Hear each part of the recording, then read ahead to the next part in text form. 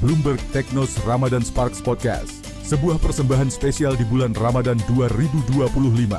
Berkolaborasi dengan Kode Marketing bersama Sandi Uno and Friends, kami hadir dengan obrolan inspiratif, tren bisnis dan inovasi yang menyala di bulan penuh berkah ini. Jangan lewatkan setiap episodenya. Saksikan hanya di Bloomberg Technos. Assalamualaikum warahmatullahi wabarakatuh. Waalaikumsalam warahmatullahi wabarakatuh. Selamat datang di final episode Ramadan Spark 2025. Hari ini akan kita wawancara dan bersama salah seorang narasumber, dan kita akan membahas di harian Fitri ini ya. Winda ya, ada siapa kita hari ini? Oke, hari ini kita kedatangan seorang yang sangat inspiratif, yang pastinya beliau hadir untuk bisa menebarkan pesan-pesan positif untuk memulai setelah Ramadan menjalani hari semakin damai gitu. Kita sambut Gus Adib. Assalamualaikum warahmatullahi wabarakatuh. Waalaikumsalam warahmatullahi wabarakatuh. Terima kasih nih atas undangannya itu Mbak Winda sama Mbak Sisi, luar biasa. Saya ini sejak bulan akhir Juli tahun 2024 dilantik oleh Bapak Menteri menjadi Kepala Pusat Kerukunan Umat Beragama. Jadi masalah kerukunan umat beragama di Indonesia itu one of my responsibility. Nah, Kepala Pusat Kerukunan Umat Beragama ini di lembaga di bawah Menteri langsung ini, tetapi kemudian bertanggung jawab lewat Sekjen. Jadi ini kayak think tanknya Pak Menteri lah gitu. Lembaga ini kan terkait dengan kerukunan kan penting sekali ya. Kalau terjadi apa-apa kan sangat ngefek banget. Nah, saya punya background pendidikan itu agak mix. Background saya itu sekolahnya di madrasah, kemudian sempat di pesantren. S1 saya di IAIN Wali Songo Semarang.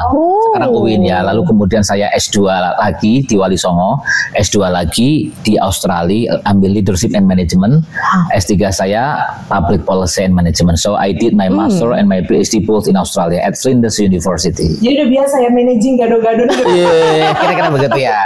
You want to ask about Islamic studies, fine. Anything oke lah, formula. Oke. Di negara kita ini, apa kira-kira program atau inisiatif yang saat ini sedang dilakukan? Khususnya ini kita menyambut harian Fitri ini, Winda ya. Iya. Baik, saya kira terkait dengan program ya.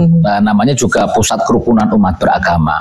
Jadi yang paling penting dari kami, dan itu juga ditegaskan oleh Pak Kiai Menteri ya, Profesor Dr. Nazaruddin Umar, tidak ada yang jauh lebih penting dari kerukunan dan kedamaian. Dan beliau menetapkan program kerukunan ini menjadi salah satu program prioritasnya beliau. Jadi nomor pertama lagi itu kalau tak kasih tahu Mbak Minda. Jadi nomor itu kan ada Asta Cita, itu milik Presiden. Karena Asta Protas, Asta itu berarti kan 8 program prioritas milik Menteri Agama Profesor Dr. Kiai Haji Nasaruddin. Yang pertama itu adalah kerukunan dan cinta kemanusiaan. That's the first. And there will be the next about eco-theology, dan ada 6 yang lain ya. Tentu yang paling fokus bagi saya di Pusat Kerukunan Umat Beragama ini tentang kerukunan dan cinta kemanusiaan itu sendiri. Dan salah satu program yang selalu saya sampaikan, tentu salah satu visi Pak Kiai Menteri itu kan internasionalisasi ya. Saya ingin sekali menjadikan negara Indonesia yang saya cintai ini menjadi referensi dan destinasi dunia terkait dengan kerukunan umat beragama.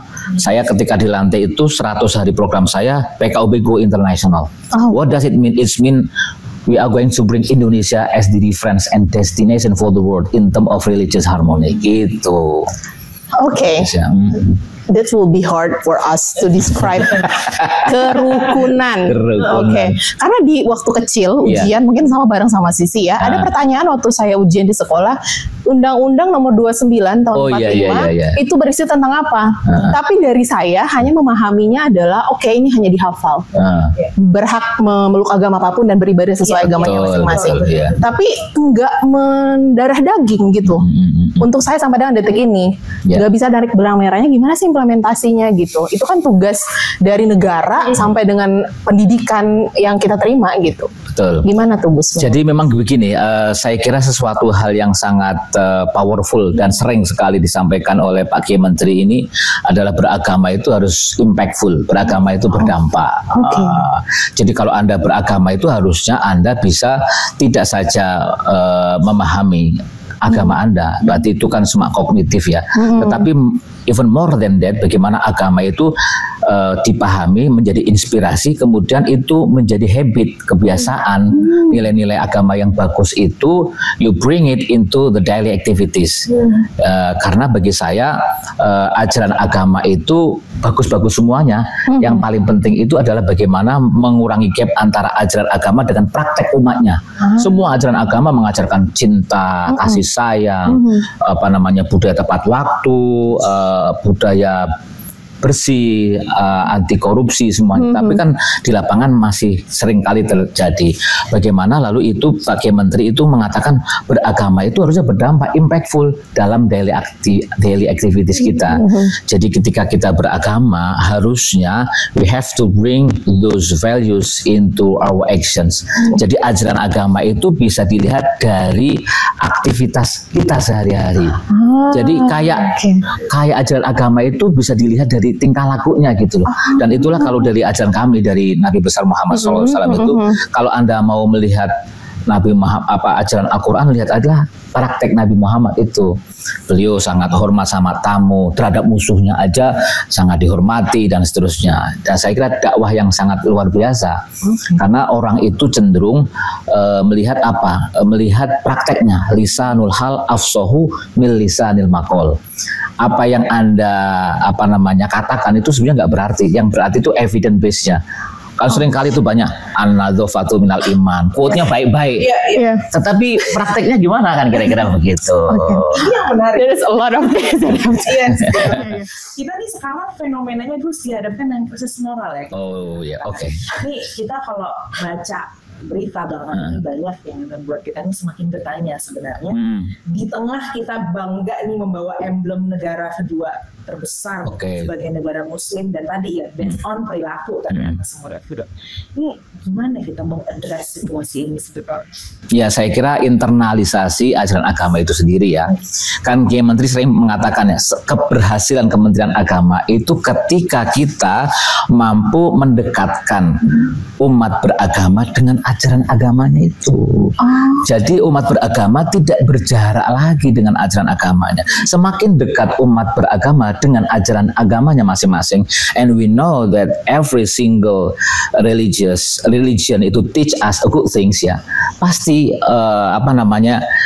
impact-nya itu mereka perilakunya akan mencerminkan nilai-nilai agama itu sendiri. Jadi kalau semakin berjarak antara umat dengan ajaran agamanya, itu berarti kita gagal. Ya, yang perlu disalahkan mungkin Kementerian Agama gagal nih. Kenapa umat beragama kok berjarak nih dengan ajaran agamanya? Makanya salah satu programnya adalah penguatan internalisasi ajaran agama lewat bimas-bimas, lewat di sekolahan dan seterusnya. Dan tentu saya kira yang paling penting itu adalah keteladanan dari para pemimpinnya juga, karena sekali lagi ya, people tends to judge religions, the values of the religions ya, by their communities. Kalau orang Islam, people tend to judge Islam by Muslim lah, kira-kira begitu. Orang menjudge ajaran Islam dengan praktek umat Islamnya itu sendiri. Maka saya sering katakan di komunitas umat Islam tentunya, dan saya kira di umat yang lain, bahwa every single of us as a Muslim actually as the ambassador for promoting Islam rahmatan lil alamin. Karena ajaran agama itu dilihat dari mana? Praktek umatnya. Jadilah orang seperti, kalau saya boleh kasih role model ya, yang sedang beliau perankan ini Pak Kiai Nasar ini. Beliau membangun integritas, kepingin dilihat ajaran agama itu bisa dilihat dari praktek umatnya, ya sosok model seperti Pak Kiai Nasar, kita dan umat-umatnya di Kristen, di Hindu, di Buddha. Kalau semuanya menjadi ambasador yang baik bagi setiap ajaran agama, wow, keren, impactful tuh, berdampak sekali. Itu saya kira itu kata beliau sih, sudah kita nggak perlu polisi lagi, nggak perlu apalagi di pasal-pasal dan seterusnya, karena kemudian menjadi baik itu menjadi dorongan dari agama, dan itu menjadi habit banget, tidak jadi logos tetapi menjadi etos, kemudian menjadi habit. You will get used to it, jadi biasa. Ini bukan hak saya nggak mau ngambil. Bisa nggak kita berani menolak ketika misal dapat honor ini tapi bukan hak saya, tolak balikin. Dan itu beliau ngasih keteladanan. Sejak dulu ajaran agama semuanya melakukan seperti itu. Saya kayak al-haya'u minal iman, malu itu sebagian dari iman. Itu harus menjadi praktek sehari-hari. Kita malu dong, ini bukan hak saya ambil. Ya kan? Iya dong. Ada follow up malu sebagian dari gitu Mbak Winda. Oh, ya. Sebagian gua kan tarik. Iya, benar. Adalah sebagian dari iman. Kata endorse by Gus Adim ya. Enggak hanya kebersihan sebagian dari iman. Iya. Terkenal kan itu. Iya. Malu sebagian dari. Kita balik ke kata perasa malu. Menurut gue sendiri, seberapa udah internalisasi nih leader kita yang harus jadi role model untuk bisa menyampaikan dakwah-dakwah yang oke kepada masyarakatnya. Ya memang butuh pencerahan ya kepada beberapa pemuka-pemuka dan kolega kita ya terkait pendidikan ini. Makanya saya kira ini semuanya ternyata dibangun sejak kecil juga. Yang saya lihat itu saya kebetulan kan hamil almost 6 years ya di Australia, S2 S3 saya di sana dan saya bawa anak saya sama istri saya, Kapolda. Nggak apa-apa ya saya sebutkan ya. Itu sudah akronim itu. Jadi lebih ibu negara yang lebih yang lebih powerful itu Kapolda yang di rumah itu. Itu kalau nggak dibawa kuliah bahaya itu. Nelpon terus daripada habis pulsa saya di Australia kan. Saya ingat ini kayaknya biaya pulsa saya lebih murah saya datang aja Kapolda. Jadi saya semester pertama itu nggak saya bawa itu istri. Cerita ini nggak apa-apa ya. Jadi waktu S2 itu saya pikir ini kuliah di Australia apalagi bidangnya itu di luar konteks saya banget. Saya kan S1-nya IAIN tadi kan, Fakultas Syariah saya tuh ngomongin tentang Islamic Studies. Tiba-tiba saya harus S2 lagi bidangnya Leadership and Management. Nah saya kan mikirnya saya dapat biasa dari ADS dari Australia. Wah ini kayaknya serius nih. Kan mata kuliahnya Knowledge Management, Learning Organization, Strategic Management gitu ya. Wah saya harus serius. Maka saya bilang ke istri saya waktu itu, "Mah kamu jangan ikut deh, ini kayaknya mata kuliah serius. Saya butuh konsentrasi." Tahu nggak semester pertama ya kan? Ditelepon mulu kan? Malah nggak bisa konsen ya kan? Tetapi ada alasan yang lain. Gimana? Saya meskipun dalam kondisi tidak ada bini waktu itu ikut semester pertama tahun 2007 ya S2 saya alumni IAIN, mata kuliahnya umum tetapi rata-rata nilai saya high distinction. Jadi kira-kira Allah nilainya. Nah sejak itulah kemudian saya eligible diperbolehkan. Oke lah kamu boleh merevisi karena saya tadi dulunya itu perjanjian dengan via Australia saya nggak mau bawa istri. Nanti dikasih reunion tiket. Saya pulang ke Indonesia dikasih tiket via Australia gratis bolak-balik untuk ketemu Kapolda tadi istri tadi ya kan. Tapi karena saya berubah, karena saya merasa kayaknya lebih efektif saya bawa dan saya buktiin nilai saya keren-keren, akhirnya saya bawa semuanya. Kerukunan dalam betul. Internalisasi tadi. Internalisasi. Tadi ngomong-ngomong saya mau jawab apa ya? Masalah budaya malu tadi. Di Australia itu kan saya bawa tuh anak-anak saya sejak kecil itu ya. Nah anak-anak saya itu buang sampah itu malu Mbak. Jadi dia kalau mau buang sampah itu dimasukin dulu di kantong. Karena ternyata environment, lingkungan itu mempengaruhi dan itu dididik sejak kecil. Malu dia kalau kemudian ini ada listrik macam-macam malam tuh dimatiin. Jadi jangan dibayangkan kalau di Australia pengalaman saya di Adelaide tuh kayak kalau malam tuh gelap itu save the earth, save energy. Jadi kita kan kadang-kadang ngejor-joran ya gitu ya. Nah itu sejak dini tuh anak saya tuh Abah turn off the light please gitu.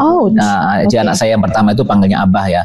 Itu kemudian dia buang sampah itu karena memang sudah dilatih sejak child care.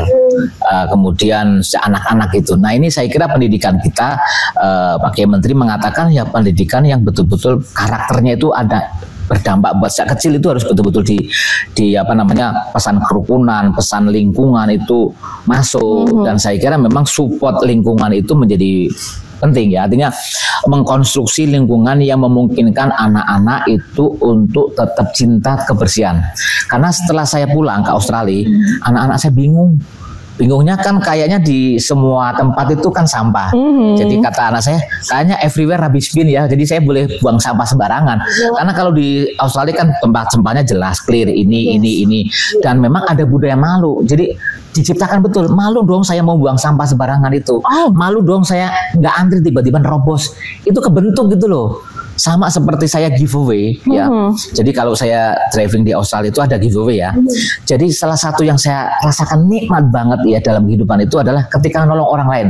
Salah satunya adalah memberikan jalan orang lain untuk muter atau jalan yang mestinya itu hak saya gitu. Tapi saya prioritas silakan jalan dulu. Itu mereka itu terima kasihnya itu nampak di kaca mobilnya tuh. itu. Di sana kan nggak terbiasa pakai ngebel, ting-ting itu nggak seperti klakson kan. Nah itu kebahagiaannya sangat luar biasa. Kalau di kita kan nggak, jangan dikasih biar nggak usah lewat. Kira-kira begitu ya. Kita pakai trobo sih Pak. Iya, trobo. itu pejabat ya. Oke Gus, di beberapa bulan terakhir banyak sekali fenomena sosial yang orang menempuh pendidikan, nggak kuat, skripsi dan tesis akhirnya memutuskan untuk suicide. Dan itu menjadi salah satu pattern yang cukup di-highlight terkait mental health issue dan hal-hal lain yang tadi rapuhnya generasi-generasi kita sekarang. Menurut gue sendiri, gimana peran pemerintah, terutama Kemenak, untuk bisa meng-capture perilaku yang ini udah mulai aneh nih gitu? Betul. Ya saya kira memang ini fenomena anak muda ini kan tadi saya sampaikan era IoT, Internet of Things ya. Kemudian mereka itu jarang bergaul secara social interaksinya kurang.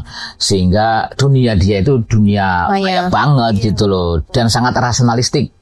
Nah, plus kemudian mereka tidak banyak justru menurut saya belajar nilai-nilai keagamaan, agama apapun ya. Sebenarnya agama apapun itu kemudian dia ada mengajarkan nilai kesabaran, menghadapi ujian dan cobaan gitu. Jadi memang sangat rapuh generasi saat ini. Jadi ketika ada nilai jelek, dia kayak ngamuk, nggak terima, sampai pada tahapan yang sangat bahaya itu tadi suicide ya, sampai bunuh diri, no good lah ya. Tapi kalau bagi orang yang tahu ajaran agama, bunuh diri itu nggak boleh, wala ta'asu min rahmatillah, kan nggak boleh berputus asa gitu ya, never give up gitu ya. Bagi orang-orang yang sukanya belajar agama, maka dia tahu sikap-sikap yang sifatnya husnudon, positive thinking. We are what we think. Dan diajarkan ana inda abdika dzannibi, saya itu tergantung persangkaan hambaku kepadaku. Sehingga kita harus positive thinking terus, karena the thought that we think is creating our future. Maka kita tidak ada ruang dalam pikiran apapun di kita itu ruang yang negatif. Mari kita masukkan apapun yang ada dalam otak kita itu hal-hal yang positif, karena vibes-nya akan keluar itu. Kan rumusnya kan the thought that we think is creating our future. Apa yang kita pikirkan itulah yang akan menjadi masa depan kita. You believe or not, ketika saya mau ke Australia ini dapat beasiswa S2 S3 itu sudah saya pikirkan ketika saya sarjana S1. Iya. Jadi waktu itu saya naik motor butut ya, Honda apa ya, tahun 97-an. Saya kan kuliah tahun 96 itu ya. Saya terinspirasi salah satu dosen saya pulang dari, waktu itu beliau bukan alumni Australia. Ini inspirasi dan juga motivator saya, namanya Profesor Dr. Qadri Azizi almarhum ya. Beliau alumni Chicago University Amerika. Tapi saya nggak tahu, cenderungnya lebih suka Australia, lebih dekat gitu ya. Nah saya kepingin, ya Allah, kepingin seperti beliau ini, almarhum Pak Qadri, bisa studi S2 S3 ke luar negeri. Lalu saya pasang itu gambar kanguru, hewan kanguru di Australia, karena saya pingin ke Australia. Ya Allah ya Tuhan, aku kepingin belajar ke negara ini. Ternyata kan terkabulkan, meskipun cukup delaynya agak lama. Karena Tuhan itu mengabulkan doa kita, tidak harus cash in hand, begitu selesai langsung bisa studi S2 S3. Itu ada dimensi kesabaran, karena saya ada belajar agama di situ. Nah, kekurangan dari teman-teman itu pertama positive thinking, husnudzon, sabar tadi. Berprosesnya tuh nggak mau, lihatnya proses jadinya. Orang kan melihat saya kan instan jadi, enak banget ya Gus Atib ya, udah ganteng, alumni PhD Australia, misalnya gitu. Iya benar. Lo mereka tahu painfulnya saya. Iya betul. Benar. Ya kan, ya itu. Nah ini tadi kan ada kata-kata instant gratification ya, sukanya kesenangan yang gampang.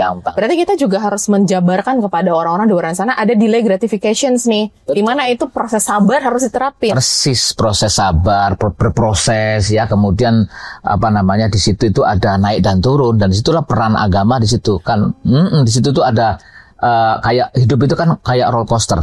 Nah makanya iman kita juga itu yazidu wa yanqus. Yazid itu naik, wa yanqus tuh turun. Ya kayak handphone kita kalau perlu dicas juga kan. Nah ketika anak-anak jarang dicas nilai-nilai keagamaan, dia hawanya emosi, rasional dia, ya kan? Emosi-emosi aja. Kalau kemudian anak-anak dilatih dimensi kesabaran ya dan seterusnya, nilai didekatkan tadi dengan umat, dengan ajaran agamanya, tidak berjarak, maka sebetulnya orang tuh mudah untuk diajak menghadapi realitas kehidupan yang tidak asik-asik. Kan tidak semua kehidupan itu sesuai dengan apa yang kita inginkan. Betul. Ana urid anta turid wallahu ya'lamu ma yud. Kita ingin ini itu, tapi Tuhanlah yang menentukan. Kalau orang beragama kan begitu, jadi enak, adem. Whatever the problems, keep peaceful, tenang, damai. Banyak zikir, santai gitu. Nah, gini nih Gus, masalah yang sering banyak dihadapin di era sekarang, terutama media sosial. Kalau ada teman kita yang galau, tiba-tiba kita kasih surah Al-Quran, maka dia akan semakin marah. Betul. Gimana caranya untuk membumikan problem pribadi? Jadi bukan juga kok. Jadi dia makin marah gitu, kayak gue nggak butuh ini nih gitu. Betul. Jadi mereka itu ada namanya practical solution. Jadi solusi yang sifatnya praktis. Oke. Jangan dikasih ayat-ayat kayak An-Nadzafatu minal iman, hadis, misalnya ayat-ayat itu. Jadi sesuatu yang betul-betul konkret, ya. Iya gitu. Contohnya misalkan ketika belum itu kan, ayo baca Quran, ya memang bukan begitu, ada stepnya. Iya betul. Dari membaca Al-Quran itu. Gue lagi nggak punya duit. Iya. Kasih ayat Al-Quran sabar gitu.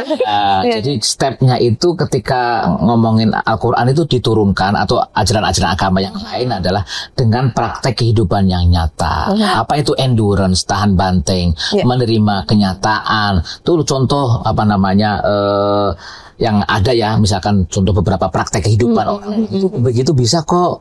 Lihatlah orang di bawah kita, misalnya begitu. You are lucky compared to the rest of the people. Contoh-contoh itu sepertinya akan ini. Mungkin Anda sedang dapat problem, tetapi ada yang berhak lebih problemnya lebih besar dari Anda. Contoh, teman-teman kita di Palestina problemnya lebih besar.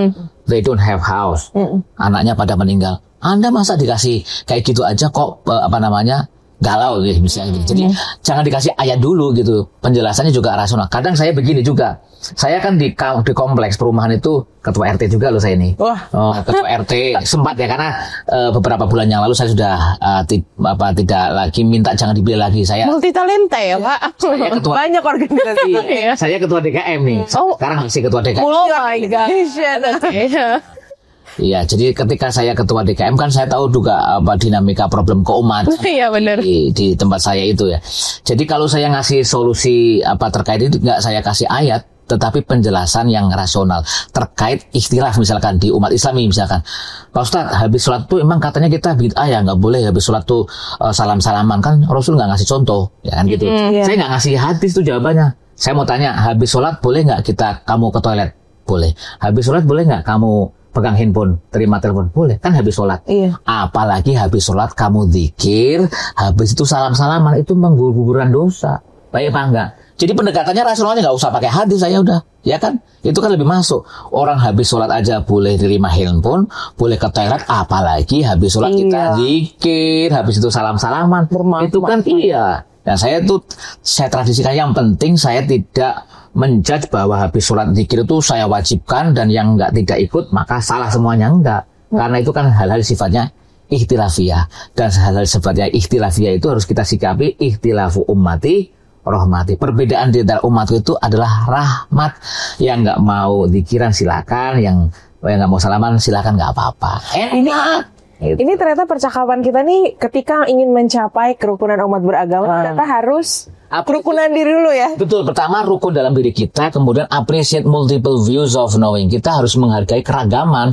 Jadi bagaimana di kompleks saya itu kan macam-macam umat Islamnya, ada yang kelompok Muhammadiyah, Persis, yang agak macam-macam lah ya. Ya bagaimana saya juga the ability to see the truth through the eyes of another. Saya mencoba melihat perspektif pendekatan keagamaan dengan kacamata mereka. Oh mereka begitu, oh mereka nggak mau salaman karena ya udah biarkan, jangan dipaksa. Gitu kan, kita menghargai keragaman.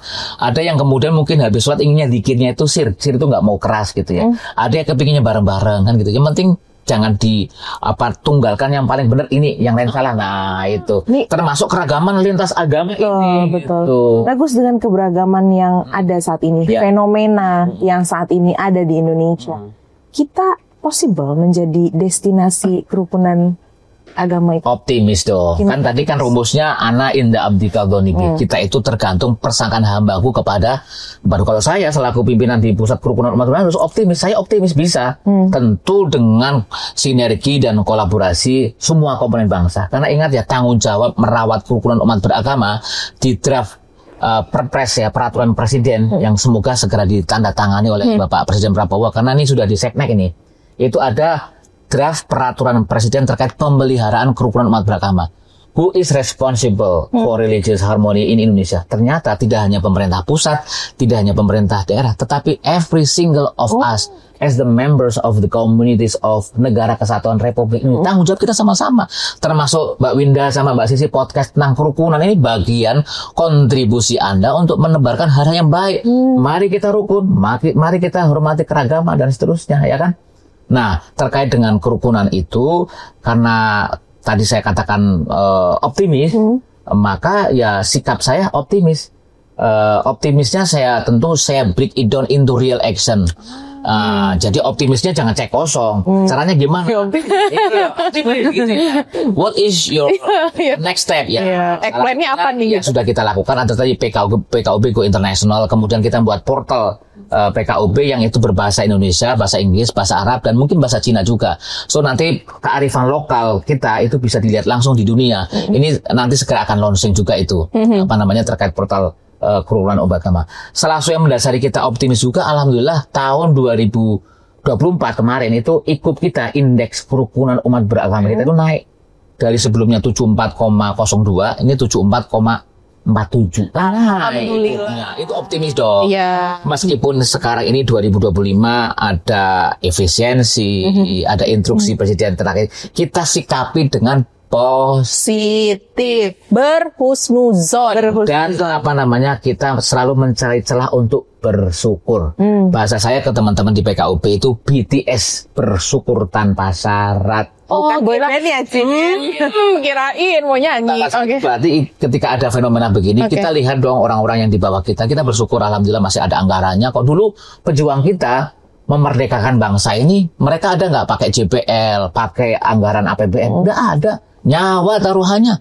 Kenapa kita cemen? Baru di efisiensi kelepek-kelepek, ya kan? Iya. Jadi kita harus semangat. Ada nggak tidak ada anggaran, kita maju, termasuk kolaborasi sinergi seperti ini. Last question, Gus. Biasanya kita ada pertanyaannya. Final question. Biasanya untuk generasi muda yang tadi dengan fenomena mental health mereka, what is the slightest action they can do untuk support kerukunan agama ini? Mbak Winda ada nggak yang mau ditanyakan, Mbak Sisi? Itu sama juga ya? Sama. Oke, jadi gini, pertama terkait dengan generasi muda yang rapuh macam-macam, ini tugas kita bersama juga. Digital literasi itu penting karena sering kita katakan saring sebelum sharing.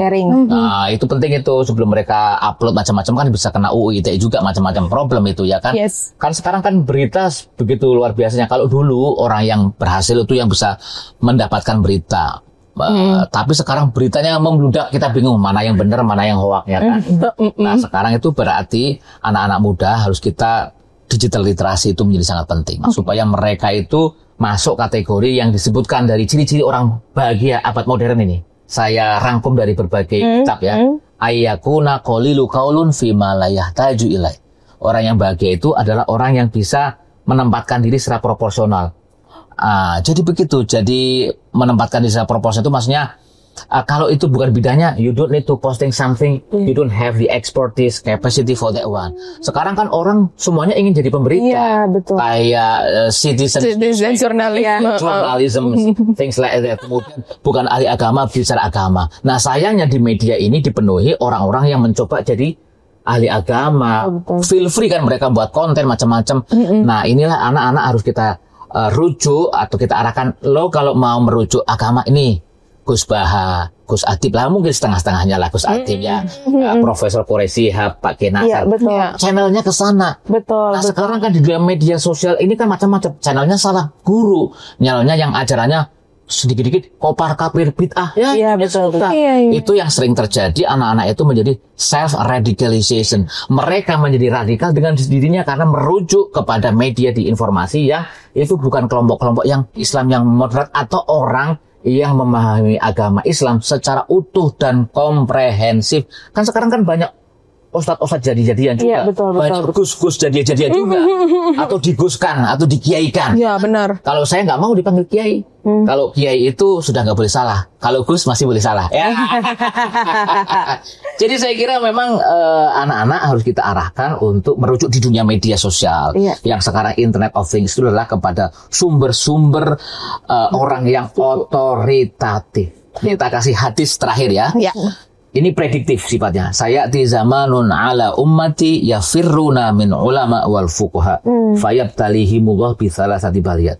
Besok suatu zaman nanti, ini prediksi dan kenyataannya sudah terjadi ini. Akan datang bahwa di zamanku, zaman itu berarti ya sekarang, era sekarang. Ala ummati, di umatku, orang itu dijauhkan dengan ulama sesungguhnya. Dijauhkan dengan ahli fikih sesungguhnya, tetapi didekatkan dengan yang tadi, yang abal-abal itu, yang kiai, yang dikiaikan, yang diguskan, yang diustazkan, tetapi dia viral, followersnya banyak. Ini kalau satu fenomenal lagi ya. Nah, that's the problem. Maka kalau itu terjadi, maka akan ada 3 bala akan turun. Pertama yang paling bahaya, yusallitullah bisultanin dzalimin. Allah, Tuhan akan kasih pemimpin tapi zalim. Dia memimpin tetapi he don't think about their communities. Dia nggak mikir rakyatnya, mikir dirinya, korupsi lah, memperbaiknya. Naudzubillah ya, diberikan pemimpin yang zalim. Yang kedua, kalau ini terjadi, orang dijauhkan dari para ahli agama yang sebenarnya, salah satu bencana yang akan terjadi adalah yarfa'ul barakah min kasbim. Allah angkat keberkahan dari kerjanya. Gajinya udah ratusan juta, tapi korupsi. Gajinya udah banyak, ya tapi rumah tangganya berantakan. Karena mungkin dari uang yang nggak ini. Makanya Kiai Menteri kita itu, Masya Allah, saya bener-bener chemistry-nya kena banget. Yang penting nggak banyak berkah daripada sedikit tapi berkah daripada banyak nggak berkah. Keberkahan itu yang paling penting. Maka beliau selalu mengajarkan pentingnya integritas, kejujuran. Terakhir yang ketiga, kalau zaman ini terjadi, yukhrijuna minad dunya bighairi iman. Dan kita keluar di dunia ini tanpa iman. Ya jelas lah, dibimbing oleh orang-orang yang gak jelas, ya gak nyampe surga. Makanya ya termasuk yang melihat ini, hati-hati merujuk kepada guru-guru di media sosial. Nggak boleh ustadz yang viral-viral doang. Ya, viral-viral doang. Cari yang otoritatif. Biasanya yang otoritatif itu ya dari kalangan yang betul-betul kita lihat track record-nya, yang pondoknya di mana, S1-nya di mana, S2-nya di mana, ngajinya di mana. Kira-kira begitu ya. Kalau ini ngurujuklah Prof. Nasar, ormas besar di NU, Muhammadiyah yang sudah jelas mengajarkan Islam wasatiyah. Kira-kira begitu, itu lebih aman, dan itu harus kita sering sosialisasikan ke anak-anak muda kita. Kasihan mereka tersesat. Benar. And it's apply to semua level ilmu ya sebenarnya. Untuk cari you should start critical thinking. Ya betul. Next time we will discuss about critical thinking. Yes. Sebelum kita tutup, ada ucapan selamat Idul Fitri dulu. Oke. Dari kita bersama, silakan Gus Adib boleh memimpin untuk kawan-kawan penonton Ramadan Spark. Oke. Alhamdulillah kita sudah melaksanakan rangkaian bulan suci Ramadan. Semoga Allah Subhanahu wa taala, Tuhan yang Maha Esa, menerima bulan puasa Ramadan kita dan kita beautiful transformation. Amin. Bertransformasi menjadi diri yang cantik, yang bermanfaat bagi sesama. Amin. Kita selamat Idul Fitri bareng-bareng ya. Selamat Hari Raya Idul Fitri. Mohon maaf lahir dan batin. Oke. Ya. Terima kasih Winda, silahkan menutup Winda. Kita tutup ya hari ini. Oke teman-teman, terima kasih atas dukungan dan support selama ini untuk menebarkan hal-hal positif. Semoga yang baik datangnya juga yang baik-baik gitu. Saya dan Sisi mengucapkan terima kasih dan juga mohon maaf jika ada kesalahan. Sampai ketemu di Ramadan Spark di tahun-tahun selanjutnya. Yeay, positif dan selamat berbuat kebaikan sepanjang masa. Assalamualaikum warahmatullahi wabarakatuh.